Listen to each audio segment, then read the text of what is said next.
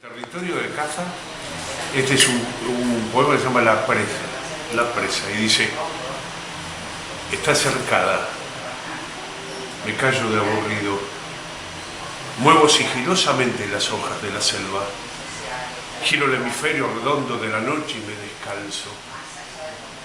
Se vuelan los metales, ella lo percibe, son precisos. El primer recuerdo me recuerda, se junta con el último que tengo y hacen mi mudez. Nada tengo que reprochar. Estoy tan solo con mi silencio que escucho la huida de sus ojos que han dejado de mirarme. El territorio es nuestro. Es nada para esta nada de cazarnos. Es nada la soledad que huye por nosotros.